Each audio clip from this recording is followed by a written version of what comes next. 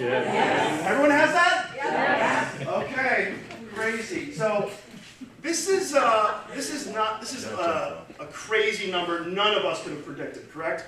We had a birthday, a time of day, someone was born, and a zip code, correct? Was it? That is a random one. Is it Delaware? Yeah.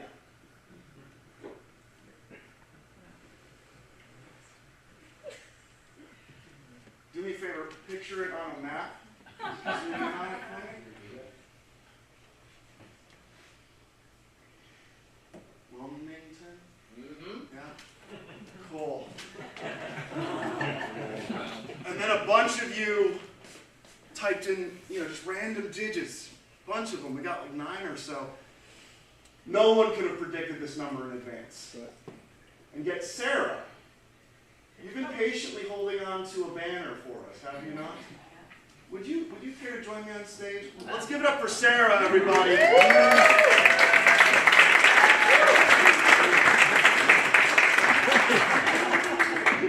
Thank you very much, Sarah. You're welcome. I'm going to put you on this side, and I'm going to, you can just, actually, I'm sorry, this side. You were right, Sarah. Just hold on to this for me securely. I'm going to roll this out. I want to make sure everyone can see. I'm going to go 1 digit at a time. We have 1, 4, 0, 2, 1, 2, 1, 0, and 8. That's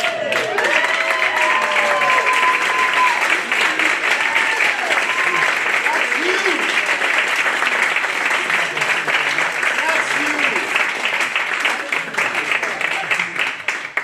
Let's do do-si-do though, sir. This is not just a random number though. This represents you. A very special place, very special group of people.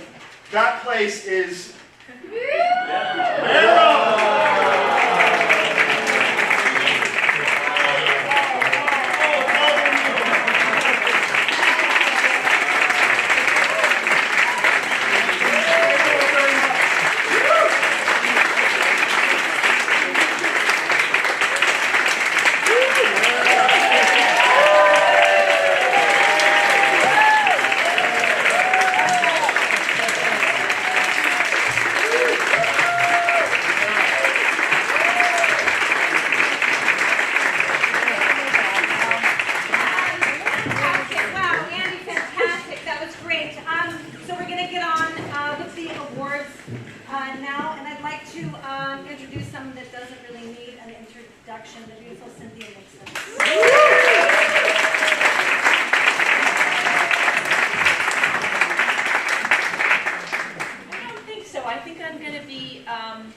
Inspired by Andy's lack of microphone. Why not, right?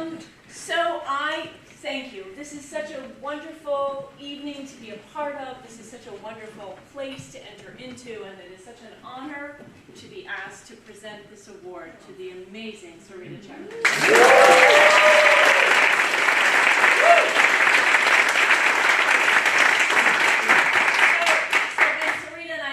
Tonight at the elevators, she said, did you write something out? What have you know? And I said, I'm that kind of person who sits there and, writes it all out and then stands here and reads it. But I did not. And as soon as I heard the folks, no, that's okay. I'm just looking for you, but that's okay. As soon as I heard, the introductory remarks, and how incredibly centered everybody is, and how, I knew I had made the right choice. But the reason that I made the choice not to read it all out, and write it all down and read it, is because of Sarita. Because Sarita is in the moment. She is so alive. She responds, to everything around her. And she doesn't if I have failing as an actor, which I have many, one is I plan and then I try and do the thing. Sarita doesn't do that. She puts all these things in her head and in her body and in her being, and then she sees what happens, right? She sets the conditions, and then she rolls the dice. To quote a cliche, she doesn't act, she reacts. Mm-hmm. And because she is so alive, everything goes into the mix, and she is a sensitive instrument, by which I do not mean that she is in any way fragile. She's not sensitive in the sense of fragile, but she is sensitive in terms of like her senses are awake. And Sarita and I have known each other for more than 35 years, although we did not become close friends until recently. We met in our, I think, early 20s when we were engaged in playing the two female leads in a never-ending series of readings of the play that a wonderful playwright wrote that took place in the French Revolution.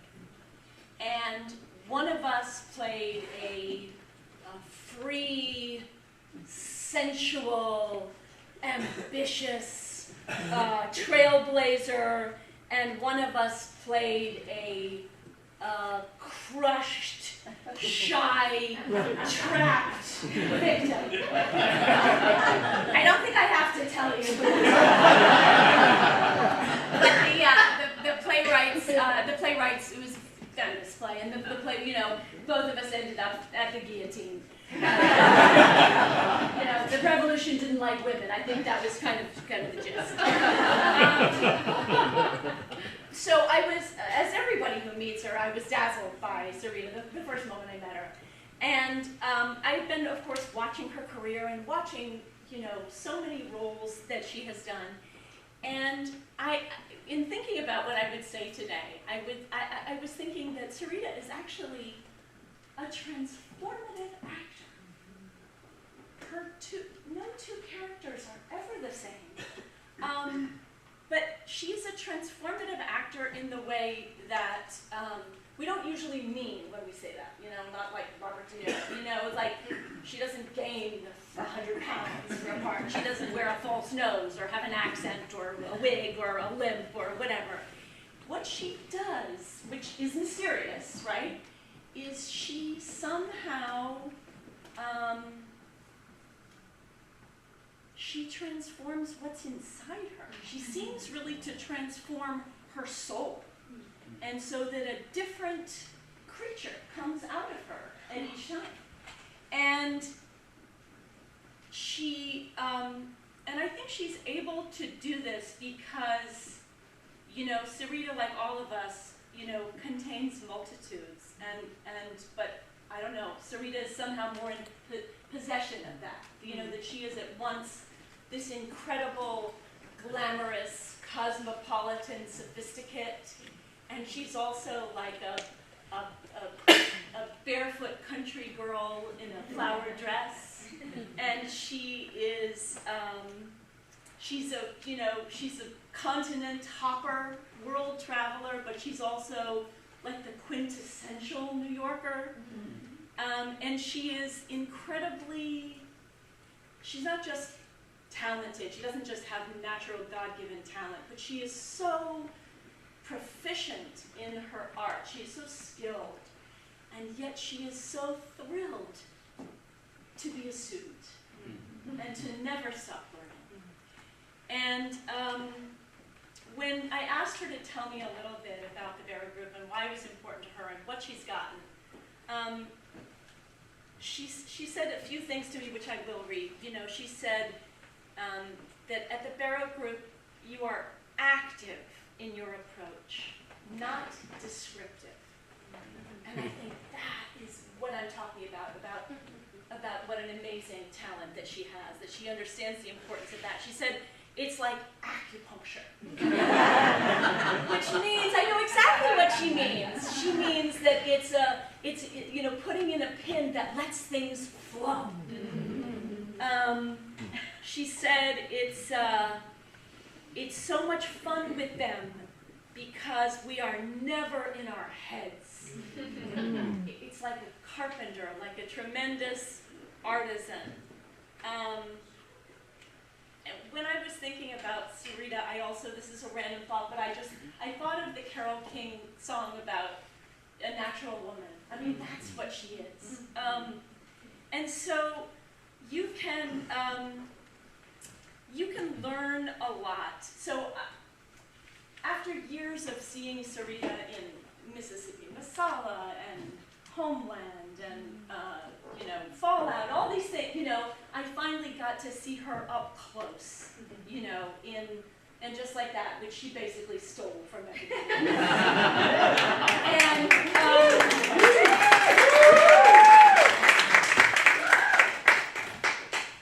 And then I got not only the total joy of acting with her, but I got the tremendous privilege of directing her.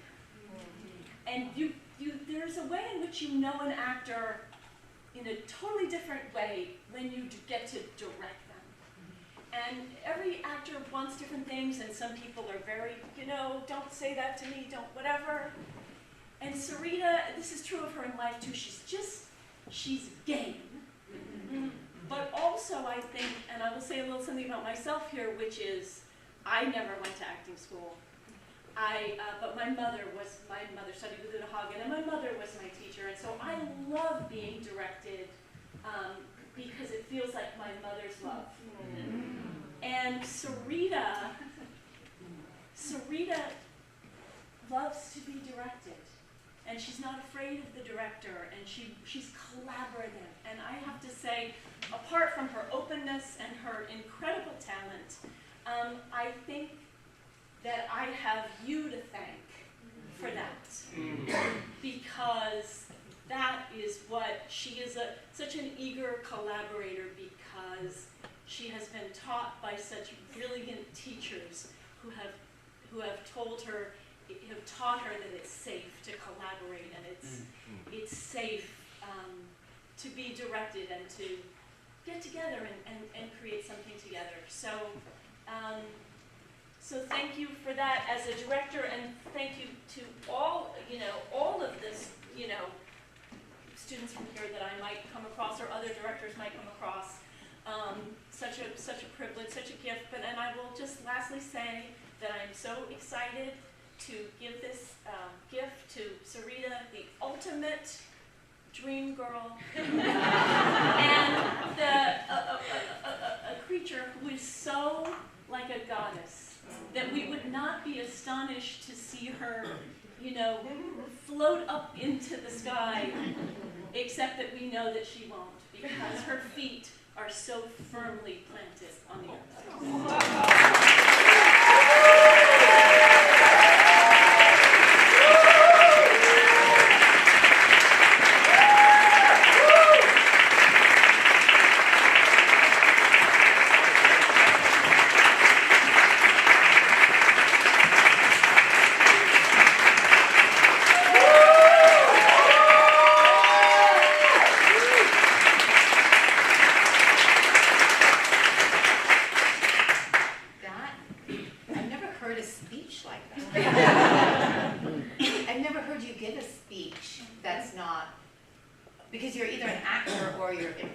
I've heard speeches, but I never heard you talk about acting and your mother's love, and that's maybe, oh my God.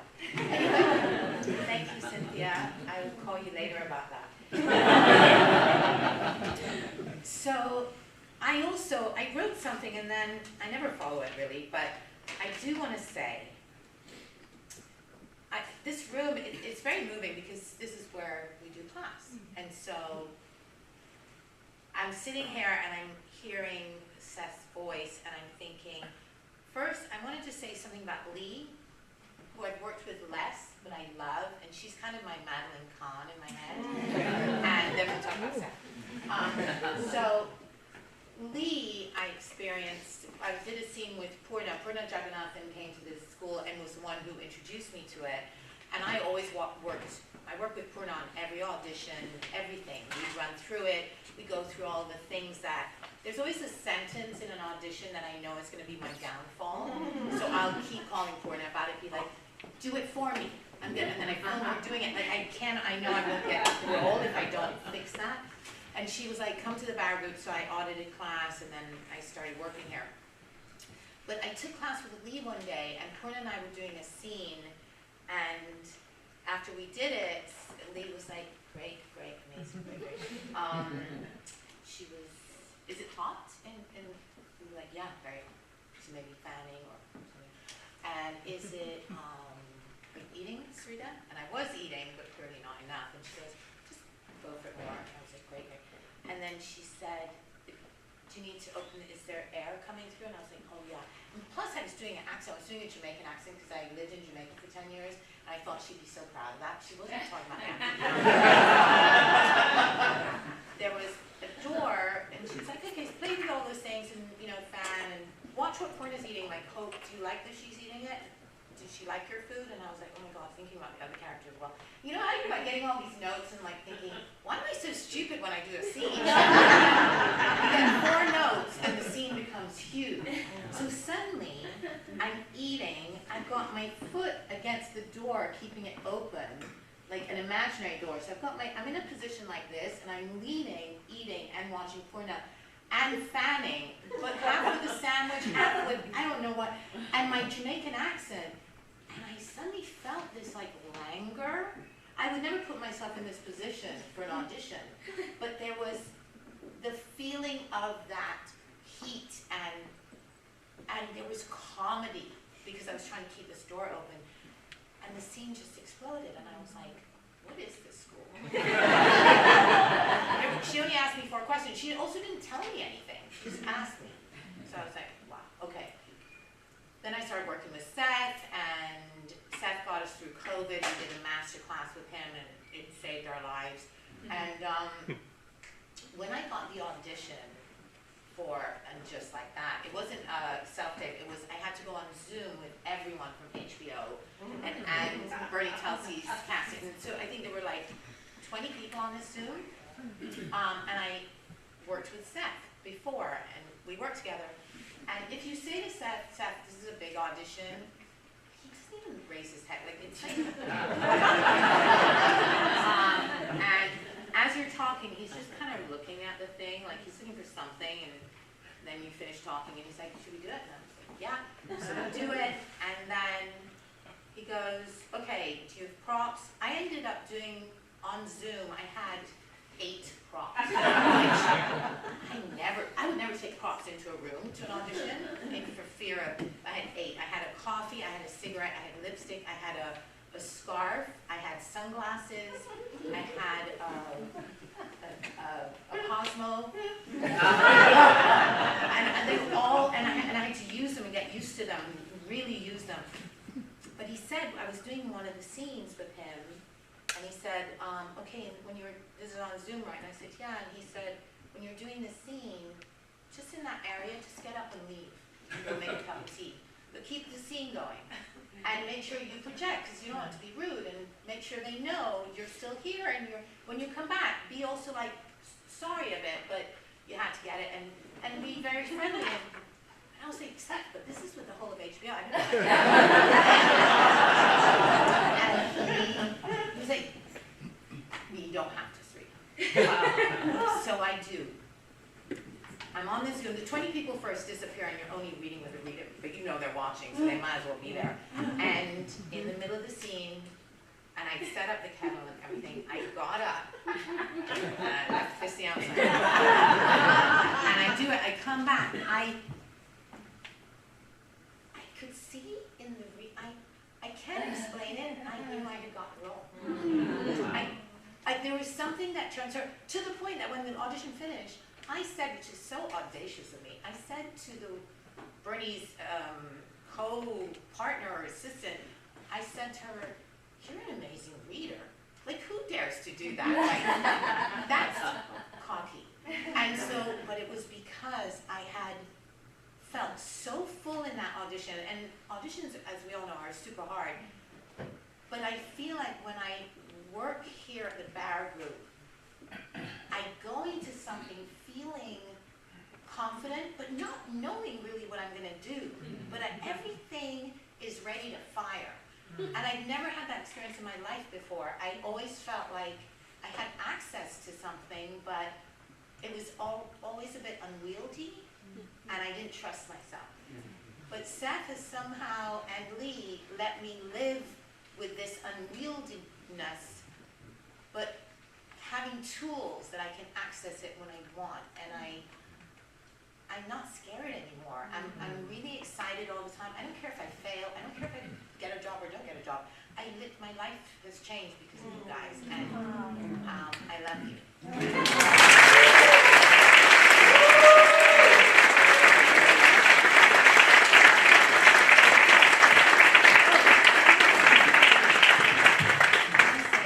I worked with Cynthia as an actress, but she directed 1 or 2 episodes. 3. Okay. And you know what I realized about acting to directing? It's so great if you direct and you've been an actor, because we did a scene, and I never had a director on just like that do that. We were in a scene and Sarah Jessica was behind me, and you said, keep walking, you don't know she's going to stop, and then come around and come to her. And I was like, she's an actor. And I love that moment. I remember it forever. All right. Thank you.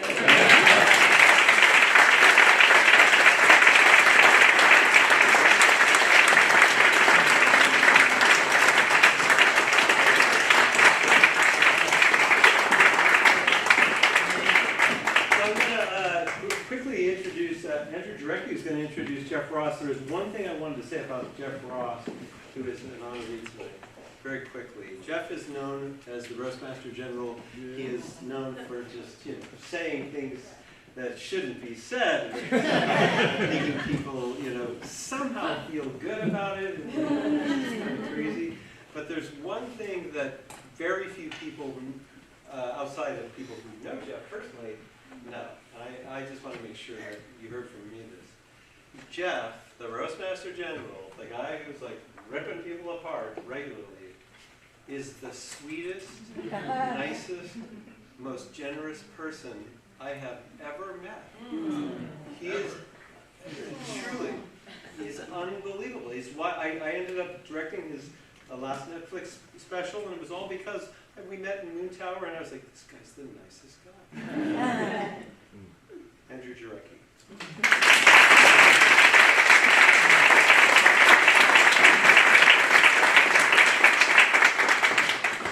Thank you, Seth. I'm really happy to be here.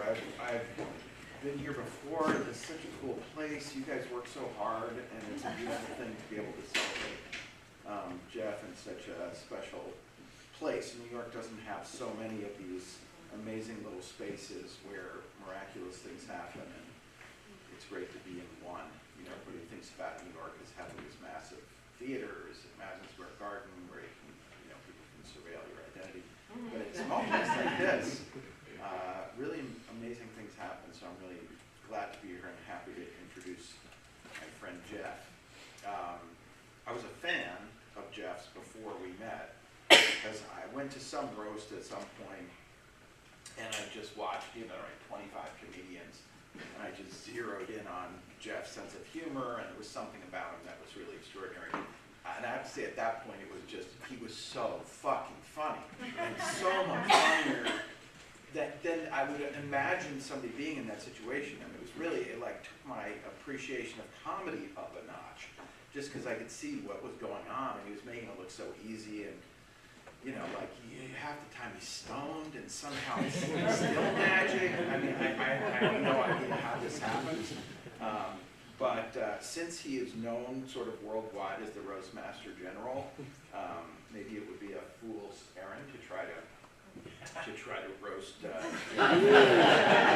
especially because he's so good at making fun of himself. So for those of you who don't know, he's very good at saying things about himself, like that he looks like Bruce Willis if his trainer also had dementia.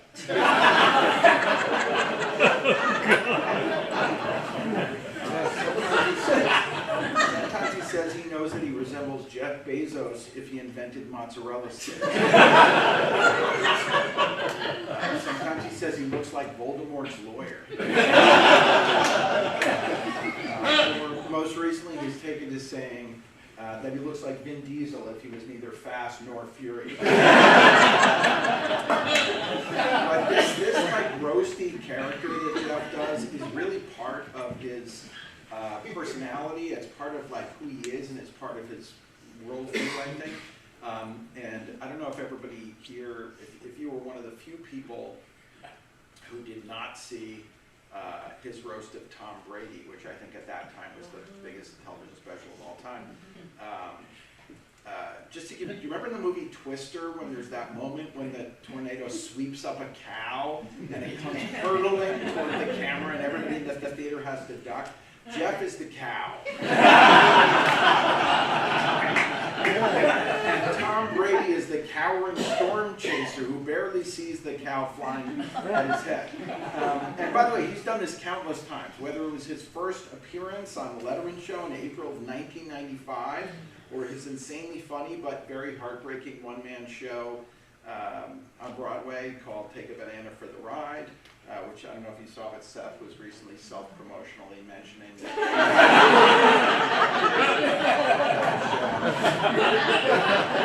Which is weird because I had chosen not to self-promotionally mention that I directed Bumpin' Mice, the Netflix special. Which is, you know, maybe not as deep, but fuckload funnier. And I would say when he roasted me on my 60th birthday, which was very painful, we still have issues, or 2 weeks ago when he roasted Kevin Hart in what I think then became the new biggest television special of all time. And in case you didn't see that one, he tells Kevin Hart, "You, Kev, you're not just an entertainer, you're a brand. You're like Martha Stewart, but without the respect of the black community." He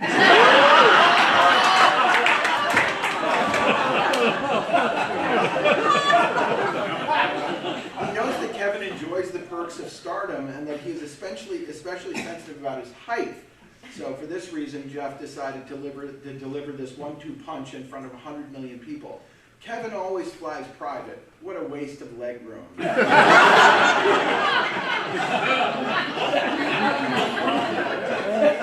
despite this gift that Jeff has for being mean, and I mean this in the most sincere and serious way, as Seth was pointing out, he has an even bigger gift for being kind. This is true. When Jeff says we only roast the ones we love, he means it.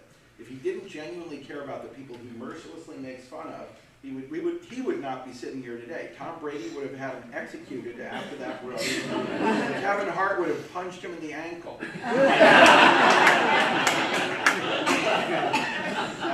So what separates Jeff from generations of rank-and-file insult comics is this incredible humanity. He's a paradox. I've never introduced Jeff to anyone who has seen him on stage who hasn't said something like, "I didn't expect him to be so sweet when he was off stage," because that's really who he is.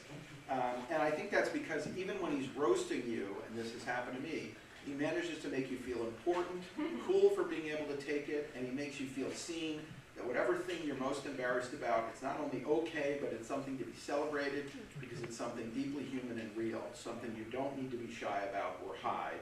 If Jeff can deliver it, you can take it. He's the nicest attack dog you have ever met.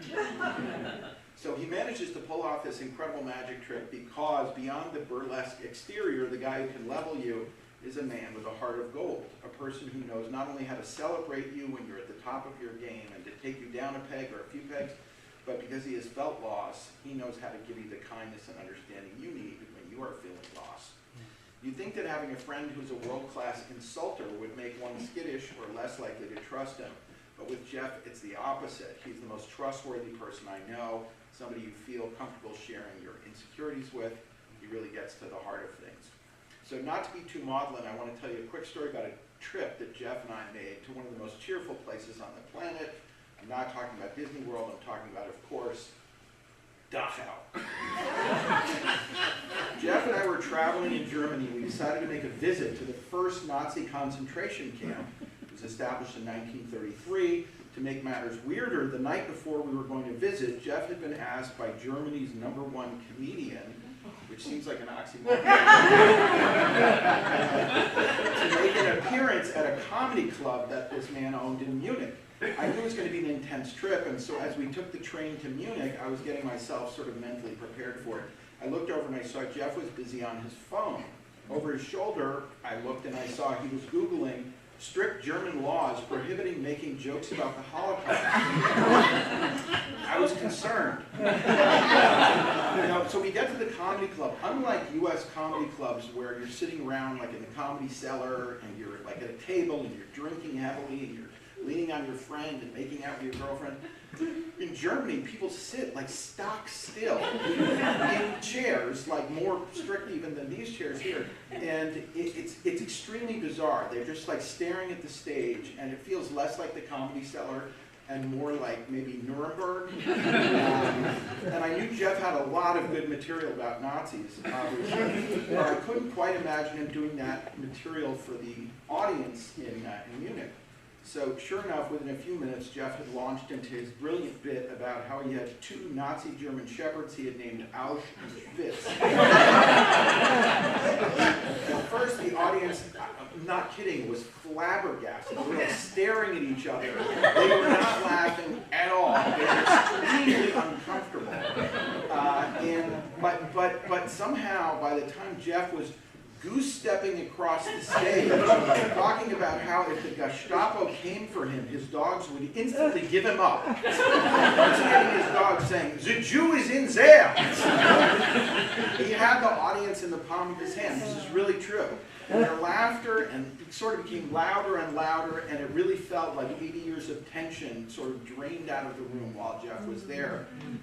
And he did something really amazing that night. And the next day we went to Dachau, and there was a sense of some kind of healing going on in our group and the people around us. He made friends with our guide, who was like this 90-year-old, history professor who did not think the Holocaust was funny in the slightest. And like somehow by the end of it, they're like high-fiving and stuff.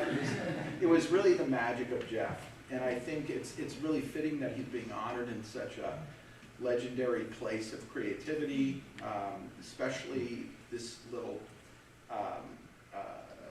group that appreciates acting so much, because I really believe that Jeff's empathy and his sense of human beings makes him not just a hysterically funny comedian, but also a very good actor. And if you saw his one-man show, you would see that I think Jeff has an even greater future as he goes forward in tapping into the more serious side of himself, and maybe that lets us all see the golden human being that's inside. I love you a lot. I'm so happy to introduce you to this group. For anybody who hasn't met him, tonight at least you'll get a little bit of a sense of him, but he's a very, very special person, unique person, and a person that shares his love in all kinds of ways with everybody around him. So, love you, buddy.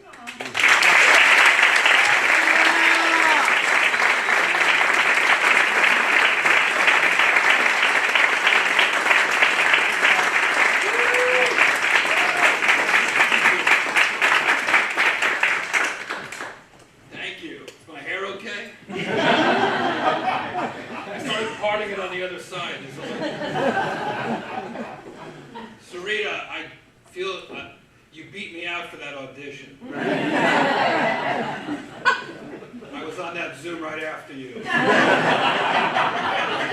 Zoom. Andrew Jarecki, thank you. Andrew normally directs films about serial killers, so we thought you'd be a great director for a comedy killer. Bumping mics with me and Dave Attell. I feel like comedy, after doing the Jinx and capturing the Freeman's comedy, maybe it's going to add some time to your life. Just loosen it up a little bit. How you doing, sir? You having fun at all? Tell your face. What? Tell your face.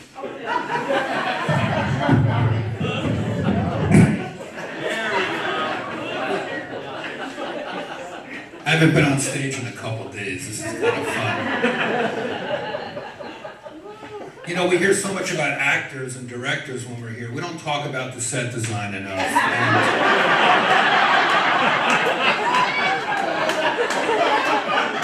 That vent looks so real. And And this is really special. I wonder if they're going to do a seance here afterwards, or fortune telling, I don't know what. Everybody looks so nice. A lot going on in my head. This is very rare for me. Comedians don't get accolades. They get heckled, they get paid occasionally. Sometimes you get a t-shirt on your way out. If you order the steak, the owner will charge you. The chicken is usually complimentary for performance. So this, I always tell myself, and I tell comedians and actors, writers who ask me for advice, I always say, enjoy the process.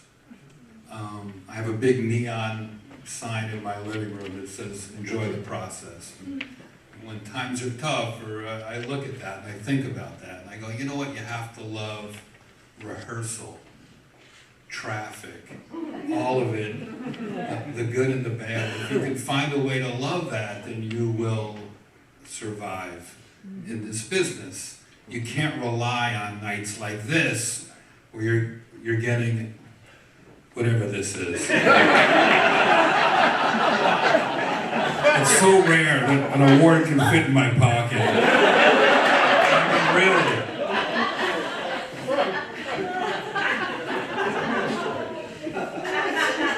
really. In gratitude for your extraordinary contribution to the performing arts. I have so many things to think about with this room. As Sarita mentioned, this room. Seth Barish saw one solo show. I hate saying one-man show. That's not what it is, because I was up there with other people. My music director, Asher Denberg, is here tonight. Felix Herbst played violin. Asher played piano. We toured it around the country. We did festivals. We did comedy clubs. Eventually we got it to the Nederlander Theater for a limited engagement, 64 shows. Everybody said, were you tired? That must have been tired, because comedians don't normally work that much. And we work, the weekends, Friday, Saturday, Sunday, maybe you double up on Friday and Saturday, and then you're off to the next city. But 8 shows a week did not exhaust me, it invigorated me. I was going home every night instead of to the airport. It was fantastic. But I'll say this about acting. Musicians, I'm up there talking of very personal stories. I'm doing characters. I'm reading my parents' love letters. I'm crying sometimes, always at a different spot. And every time I looked over my shoulder at Asher and Felix, no matter how many shows we did, probably hundreds, they were always right there with me. Never once were they looking at their phone or one time you were taking a sip of water and I was so pissed. How dare me, I'm the one doing all the talking and you're hydrating right in front of me. Now, the whole audience is watching you drink. They're all gonna have to pee during the emotional part of the show. But Asher and Felix were always right there with me. And I started to learn really what more and more about acting. And I did a version of this show 30 years ago as a young man. And I didn't have the emotional strength to continue it. It was too personal. It was about my parents passing away when I was a teenager living with my grandfather. It's called Take a Banana for the Ride, which was his kind of old tough guy way of saying I love you. I would take him to his doctor appointments all day, and at night I would take the bus into New York and try to get on stage. And he would always give me a few dollars for the bus and a banana. And I would leave the theater. This was in the mid-90s. We did festivals. HBO was good to me, set me up at one of their festivals in Aspen, and I did the show, and everyone loved it. And then I would leave, and I would be miserable. I couldn't handle going there every night. And then, as I got older and I matured, and the circumstances of my life changed, Bob Saget, Gilbert Gottfried, and Norm Macdonald, 3 good pals, all passed away within 8 months. So I went back and I looked at what I was saying 27 years earlier about my parents and my grandfather, and I realized a lot of it was the same. And I knew that I owed it to them to pick the show back up, and to my friends that I had just lost. But it was too much. It was too much. It was going to be hard. So I thought, well, maybe I'll do it a few times, try to shoot it or something, and put it on the internet or on something. But I found the solution. The solution, the acting solution, was a costume. I'm speaking to a room full of actors and directors and writers, so this is all new to me. I came from nightclubs where you try to look cool and you want to be, I started in 1989. The #1 comic was Dice, wearing a leather jacket, showing zero vulnerability. And I said, well, if I get a silly yellow banana-colored suit with bruises on it, then that's one layer of protection. That's my armor that I can then take off, leave in the dressing room, and go out with my friends. Many times with Andrew and many times with Seth. We'd be able to go out after the show. So I was developing as an actor, but yet now we got the shot to go to Broadway, and I knew I needed a lot of help. One of the reasons I can brag that the show is so good is because I got so much help.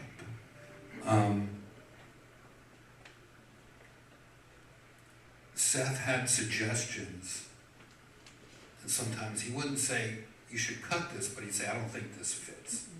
So then I gotta go, all right, boy, I'm not used to taking notes like that as a comedian. But I understand that this is bigger than me. This is not about me, this is about Bob Saget and Gilbert Gottfried and my grandfather and my family. And my cousin Rona's here, and I talk about my great-grandma Rosie and how she was sort of the boss of the family. So I wanted to honor my family in a way that was Broadway. I always loved Broadway. When my mom was sick, my dad would take my sister and I to visit her on the weekends. It was far away, the hospital. But afterwards, to cheer us up, he would take us to Broadway shows. Sadly, they were all about orphans. Annie, Oliver. So that didn't work. So he would take us to the Carnegie Deli. So I started my addiction to pastrami, which after 40 years gave me colon cancer. But on the bright side, it gave me an ending to the show. And I'm fine. One of the points I make in the show is that it's not just the fight, it's the army. I have a great army, not just in my personal life with my friends, but the people who help make this show. Seth said, I have this acting school. Seth came on to do dramaturgy. Am I saying that right? Dramaturgy. It's such a terrible word. It's such a cool job.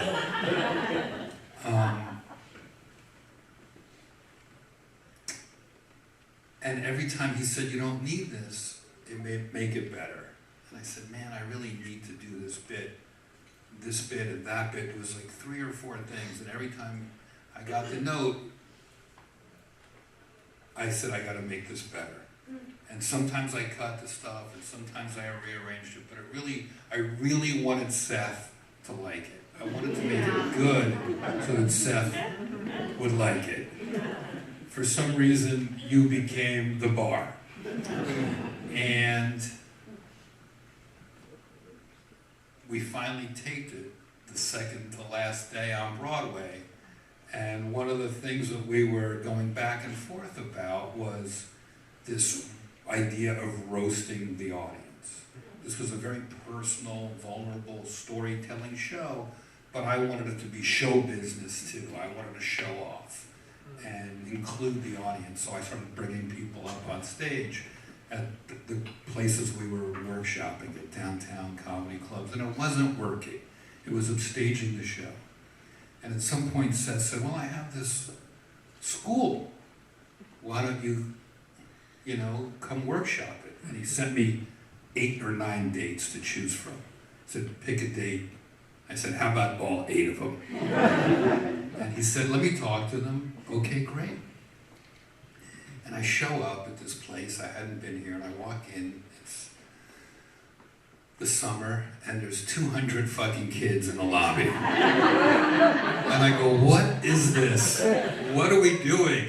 Is this color war? Are we playing volleyball in here? And I started to understand how eclectic this Barrow group really is. It's not just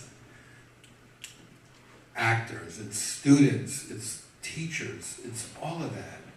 And it felt so welcoming. Everybody was so nice. But we came in here and I couldn't have been more nervous. I'm used to performing where people are drinking in nightclubs. And suddenly I'm doing the show here for sometimes 5 or 10 people, sometimes a room full of people, students. We would invite students. And the biggest creative breakthroughs happened here. The reason I was able to figure that audience bit out was here, where I felt safe. In a nightclub, at a comedy club, it's really hard to feel safe. You're trying to get a laugh. Everybody has certain expectations. They're paying a cover charge. They're drinking. They're on a date. They want to make me laugh. And there's that conceit. But here, it wasn't make me laugh. It was show me something I haven't seen. And I started just walking and pointing to people in the audience. And it was fun. I just walk over to a lady like this. How you doing? Great to see you. Great to see you. I didn't realize it was bingo night. And suddenly, that was giving the show a finale, but not just a showbiz finale, it was an emotional finale. Because I started asking people about their lives. I talked about my health issue. I talked about my life. And that allowed the audience to then stand up and testify. And everybody started testifying. And I'd walk around the Nederlander Theater. But it started here with me just walking around here. And it elevated the show to Broadway expectations. I don't know how to get an award. I know how to make fun of people's clothes. Lee, you are dressed like I'm gonna give you the award right now. really? Yeah, this is yours. It's so beautiful. What? What? No, I can't make fun of Lee tonight. No, you look amazing. Look at you. You're like an unwrapped gift. Seth, come here, Seth. Seth Parrish. And one of the go-to jokes when I was just trying to workshop this, Seth would always be sitting over there and I would just pretend I don't know him and go, oh look, Larry David's stunt double is here. And the fact that you got this nice new suit for tonight, but you're still wearing those aqua toe shoes, like you're gonna climb the walls, like some kind of Avenger with a superpower of I don't know what, but you are something else. Seth would be like, I can't talk right now, I'm climbing Mount Kilimanjaro. And he'd give me detailed notes while he's like hanging from some mountain or something like that. But the two of you made me feel so welcome. I came back after the run to see a play you directed called Diversion. Some of the cast was here tonight. Phenomenal job. And then to come back to my workshop room and be recognized as an actor, as what is beyond what a comedian could dream about. So I'm super grateful for all your hard work, being tough on me, all your advice, and thank you. Thank you.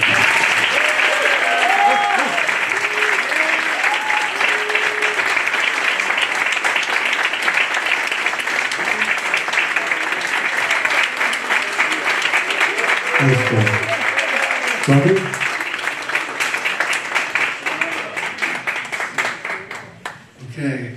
Can you all hear me without the mic? Yeah. I'll speak up then. I'll stand right here and speak up. So, Seth and Lee alluded at the very top, he mentioned Mr. Grawl, Jeff Grawl. Jeff Grawl is our third. It's better with the mic. It's better with the mic. Okay. Yeah, Thank you. sorry. Thank you. There we go. Let's see if I can figure this out. Mute. Hello. Yeah. Okay. So I'm going to try to read and hold the mic. So here we go. Hold it up to your mouth. There you go. This is what we teach at the Barrow Group. So it's my great pleasure to introduce Jeff Grawl tonight. I'm going to read this because I want to show respect. Jeff is the chairman and CEO of GFP Real Estate, the owners of this building. He has had an extraordinary impact on the arts and cultural life in New York City. Through his leadership with organizations like Art New York, the Broadway Association, and Times Square Alliance, and through his long-standing support of nonprofit theater and arts education, Jeff has helped to strengthen the fabric of our city. But tonight, we've done a lot of stuff. I'd like to share what Jeff has meant to the Barrow Group. So in 2020, when the pandemic hit, it was a tough time for all theaters. We had a great board of trustees who said the pandemic is not going to last. Things aren't going to be closed for a couple of weeks. It's going to be more than even a couple of months. So we made this strategic decision to let go of our space at 312 West 36th Street. We had an extraordinary team. We went online. We had no idea if we were going to survive. Thankfully, the online classes, Sarita spoke about it, they worked. People signed up, and I've heard that it was really positive, which was amazing. But we had no idea, how long is this pandemic going to go on for, and what's it going to look like when we get back? Are artists still going to want to, there was no work. Are people going to want to come out and study still? So much unknown. And in, I think it was January of 2021, so in like the depth of just everyone's in their homes by themselves, we're starting to look for real estate because we want to get back. And I got an email from our broker saying, Upright Citizens Brigade, which used to occupy all the space, that they have sadly left, but it presents an opportunity. So we reached out to GFP, to Mr. Grawl, and I got to say, you all have been extraordinary partners. It was this moment of incredible uncertainty, and Jeff helped us to construct a deal where we could build out the space and to give us a rental rate that we thought that, we can do this. It gave us, in a really, really, really tough, dark time, it gave us hope. And it worked out. So we took half the space, and through the generosity and help of Jeff and GFP, we were able then to expand 2 years later and take over this theater, so that shows like diversion. So workshops can happen in here. Extraordinary. And now we're actually in conversations. We have 800 artists on our wait list, so our classes are so sold out that there are 800 people that want to get in. So we're in discussions about expanding, once again, taking on 8,000 more square feet.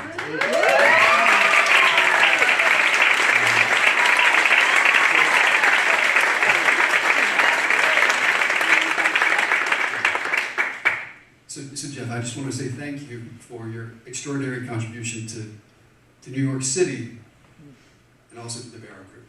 So it gives me great pleasure.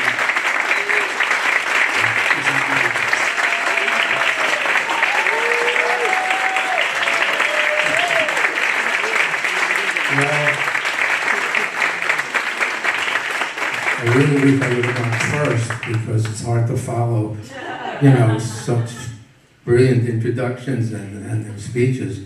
And I came here to see Diversions, and I go to a lot of plays. Diversions was as good a play as I've seen all year. There's a cancer here, really good. the truth of the matter is, he's right, it was the bottom of the market, everybody was moving out, and I met with the people, and I thought it would be nice to have somebody who would move in. So I said to myself, you know, I'll take a chance, maybe they'll pay the rent. And it's worked out great for both of us. I'm glad to hear that you're going to expand, that's good. And we have a lot of theater tenants in this building. I was chairman of Art New York, which was a great organization, and they have a floor on the third, they've been here a long time. And TDF and Schubert, a lot of, and this big rehearsal place upstairs. So it's really great to see that it's been such a success for the Barrow Group, and it's really worked out well for GFP. So thank you very much for this honor, and I hope you'll have another 40 years.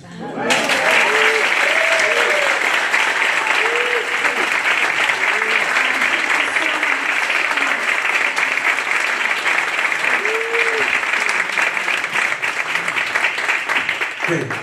Just very quickly, we wanted to have a few words from people who've been affected by the Barrow Group and involved, and who are kind of newer to us as in the recent years.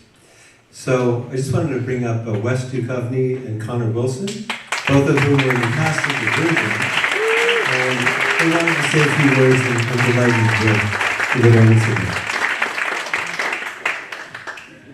God. I didn't prepare a speech or anything like that. So you're going to have to hear me ramble very briefly. I won't do an Adrian Brody. I'll be quick. When I had finished, I came out here from Anchorage, Alaska. I had no idea anything about acting. Thought you used to memorize lines, the camera rolls, you just say the words, and that's a movie. I went to the New York Film Academy, did 2 years there. When I graduated, I asked my teacher, who I trusted, named Victor Berhage, I said, what do I do after I get out of class? What's the best thing for me to do? He said, go to the Barrow Group. It's the best place. I still go to class there. And I was like, okay. So I signed up for a class, did an 8-week class with Quinn. Had an excellent experience. I left. I felt like I had learned a lot of things that I was going to use. Gave me a bit of confidence in the craft. And then I got an email from a student here who's doing a director's program, and she asked if I would be part of the director's showcase, just act in it. I said, sure. So I get there, and we rehearsed it a couple of times, and then on the day before we were supposed to put it up, she said, okay, we're going to do this, and I just have somebody who's going to do last looks. The guy who's running the program, his name's Seth Barrow. She's going to come in, she's going to give looks on it. Okay.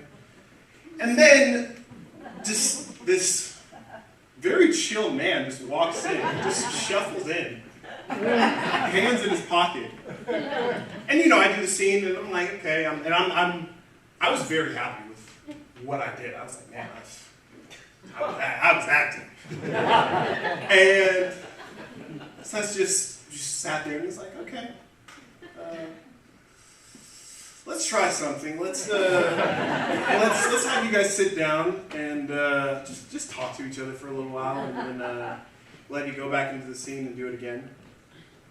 And we did the scene again, and all of a sudden I felt this pressure being taken off of the scene. Like we had rehearsed it so many different times, and now he had me do it in a way that just felt conversational, felt natural.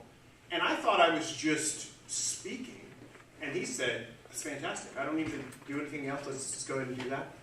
And then that approach, which I had never seen before in the 2 years I had done acting school, was now something that I felt like I wanted to bring in every scene that I ever did. And I said, man, I've got to do, I don't know this guy, but I've got to figure out a way to be taught by him. And then Quinn had reached out and said, Seth is doing this 1-year program, do you want in? I said, absolutely. You can audition for him. I auditioned, I got in the program.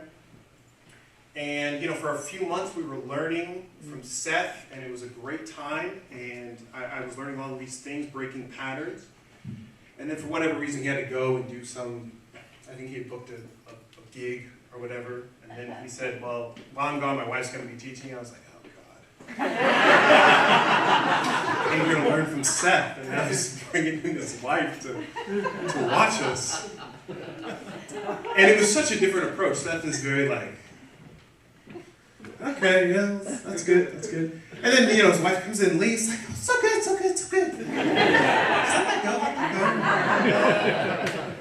And then by the time Seth had come back, we were like, man, we want to keep leading. Like, we don't want this Seth Barrow energy anymore. And it was such a great time. Such a fantastic group of people that I met in my class. A lot of great teachings. And in the years since that I took that program, I've been able to do plays like Diversion with, West and Colleen and Trish and Thais and Deanna. And it's so gratifying to be somebody who came from Anchorage, Alaska, who really had no idea the intricacies of acting. And I come out of a show like Diversion, and people are saying, man, you're so good, you're so talented, you're such a great artist. And I really do believe that I can be called that because of the things that I've learned here. And I promise I will take all of those teachings for the rest of my career. And when people ask or gratify me or anything like that, I will say it came from my time in the Barrow group. And I'll say one more thing anecdotally.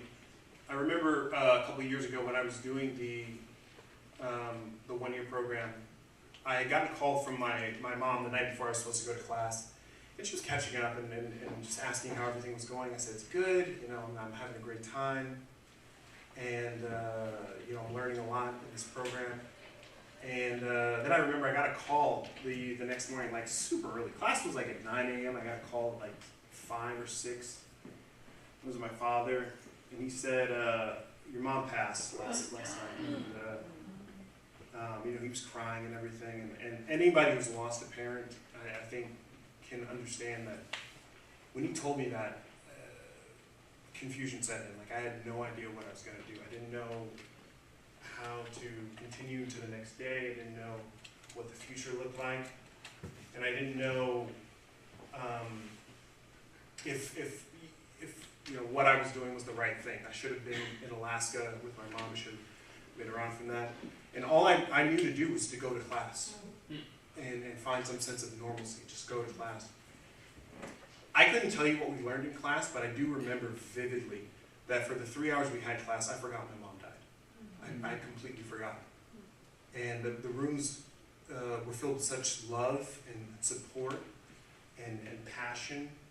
And I left class that day, and I remembered everything. In the years since, I've learned to figure out what to do without a mother.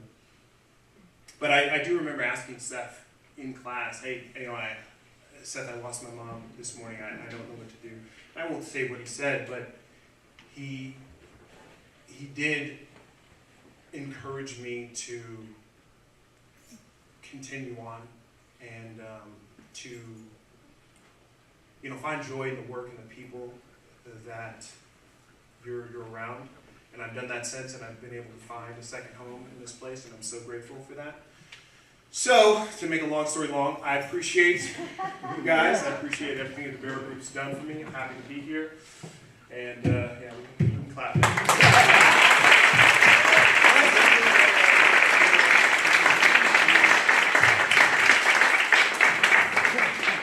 I did write something down because I exclusively speak in run-on sentences, so this is going to make everybody's life better if I just read.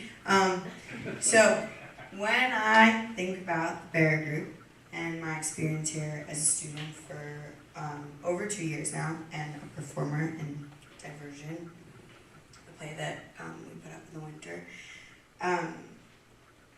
3 sort of frequently overheard sayings of the Seth Barishes come to mind. The first is, how did that feel for you? The second is, let's see what that does.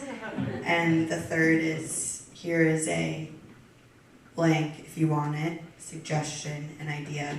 My favorite is here's a joke if you want it. And to me, these encapsulate sort of what makes the Barrow Group special.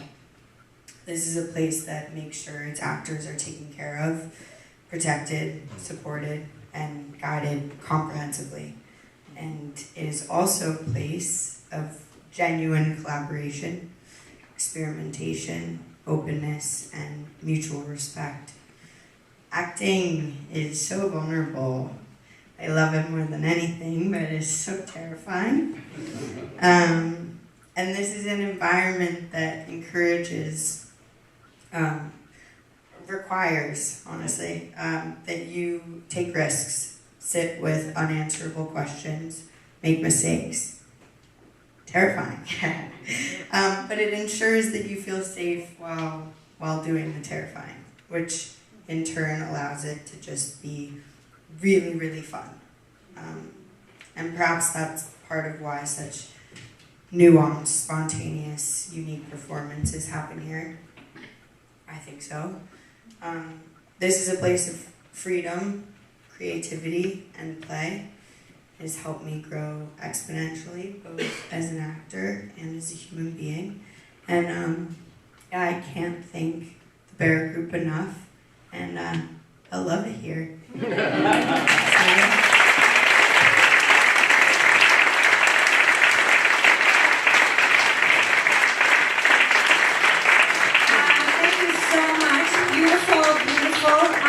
to bring David Diamond up here. David Diamond has been with the Barrow Group for about 40 years. So I'm giving you the mic, David Diamond.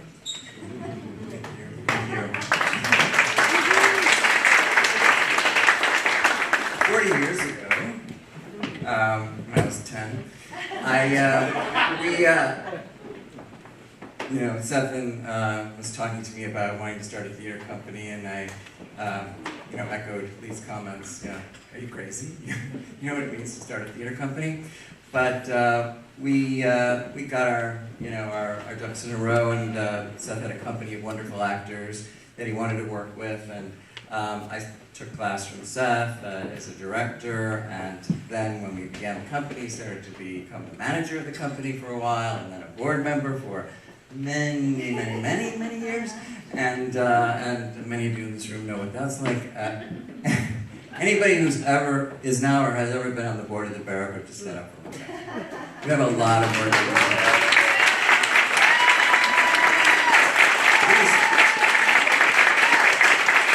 These are the people that really keep this place going. And all of these people keep this place going because they understand what all of you have been saying throughout the evening, how special, how important, how unique the Barrow Group is. And there's this feeling here of this kind of love, this family, this kind of very special place we're in. And in order to keep this place going, we're going to do a little experiment in fundraising. And just what you want. You thought the rest of the evening was fun. This is going to be the really fun part. This is the part where you're going to participate in the Barrow Group by pledging money toward us raising the level of the work that we can do, getting a new space, doing more outreach into the community, working with underserved kids who cannot afford to take class. There are a lot of things the Barrow Group does outside of just putting on plays and teaching. So what we're going to do is called a reverse auction. Basically, we're auctioning off nothing. We're auctioning off a feeling. The feeling of what it means to be here in this room, to be here every day. I'm back in class again, after 40 years or so. I'm now taking improv class. Melissa here, they're my improv teacher. I'm improvising this entire speech, so I have to thank you very much for all your lessons in improvisation. So here's how it goes. We're going to raise, right now, in the next 5 to 10 minutes, we're going to raise $25,000. The way we're going to do that is, I'm going to ask how many people will want to donate $25,000, and if one person donates $25,000, we're all done. If not, then we're going to go down to $20,000, and then we'll see how many people can do that. And we'll just go all the way through until every person in this room gets a great opportunity to give something. no matter how small. So, everybody to get started? Everybody get the idea? Here we go. Okay, who is our $25,000 donor? One person at $25,000. Here we go. 25. Okay, 20,000. Who wants to donate $20,000 to really make the Barrow Group even more wonderful than it is? Okay, 20? No? Now, let's try 10. 10, that's an easy number. How many people at 10? Raise your hands if you can give $10,000 to the Barrow Group to help us get to the next level. Okay, good. How many at 10? No? Okay, how many at $5,000? Let's have somebody, come on. Somebody can give $5,000. I got pens. We can write it down. Somebody will come by and we'll take down the note that you're going to give $5,000. That's going to be huge for us. I mean, a lot of you here, you're guests of people that actually paid for tickets, but maybe you didn't pay them yourself. So here's your opportunity to actually come. Here we go. $5,000? Okay, there we go. Thank you, Jeff. Okay, who else can get 5? One more at 5. One more at 5? One more, okay. We got Terrence. Another board member. All right, we're going to go to 5,000. Still at 5,000? One more at 5,000? We got one more? Okay, okay, how many can we get at 2,500? This should be easy for people. 2,500. Let's go. How many? Raise your hand at 2,500. 2,500? Come on, you can do it. Dig deep. Feel the love? $2,500. 2,000. Who will go for 2,000? How many people can give 2,000? Let's have like 5 people give 2,000. Okay, who's going to give 2,000? Here we go. No, oh, there we go. 2,000. Thank you. Another one. Don't leave the man alone here. $2,000. Come on, let's let somebody else get $2,000. 2,000. Here we go. Okay, well, let's try 1,000. Okay, here we go. 1,000 here. Thank you. 1,000 there. Next to another 1,000. Come on, everybody. Let's go for 1,000. Got a lot more money to raise. Got 1,000 there and 1,000 there. Who else is next? Somebody over here. Somebody over here? 1,000. Who's going to go for 1,000? All right, I got another one from Jeffrey. $1,000. Everybody's going to participate eventually, so may as well make it big. Okay? Are we all good at 1,000? $500. Who can give $500? Oh, we got $500 over here. 500. Tell me. There's the $500. Thank you, Robert. $500 over here. 500 there, and 500 in the back over there. Who else at 500? Okay, here we go. Another 500. 500. This is easy. Come on. 500. Here we go. Come on. A little more for the Barrow Group. Come on. $500. You could do it. Oh, there's another one over here. Another one for 500. I'll go to 500. 250. All right, here we go. 250 here. 250 here. 250 there. 250 there. 250 there. 250 there. 250 there. Keep your hands raised so that our wonderful assistants can jot that down. Anybody else? Yep, another one over there for 250. Excellent. Oh, and there's 2 more back there. You good? 250. Who else? Who else at 250? 250. Okay. There's Eric over there and Porter. Fantastic.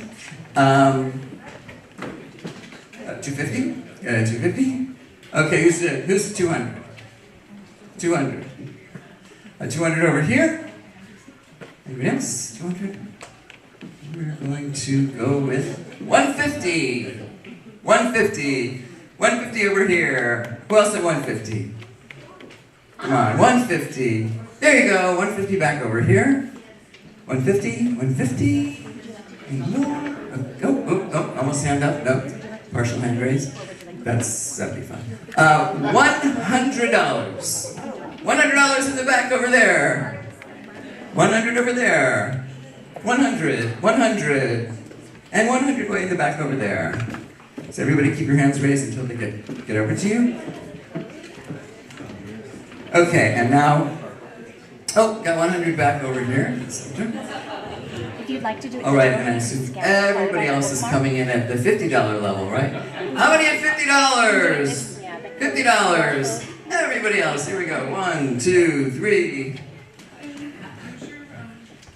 Okay, there we go. Another $50 over there. $50 over there. There you go. Amazing! You guys are incredible. We have raised, if I add it up all in my head, I can't. So get out your calculators again and let the magician figure it out. Can I drink the salad? You can, yes. That's great. I mean, I can just... Thank you all. I have to say, when the company started 40 years ago, you know, I'd known Seth all my life, and we grew up together, and I could never have imagined that we would end up in this space. If you saw some of the spaces we worked in at the beginning, you wouldn't believe it. But, and when we were kids, I was like, Seth's gonna be like this major director, an actor. Did not see that coming. I was the one that was supposed to be the actor. Anyway, I love this place, I love you, and I thank you so much for all your support. Thank you so much. Thank you for everything. And I want to thank you all for being here this evening. And if you want to join us in the lobby here for a little dessert and champagne, please join us. Okay, thank you.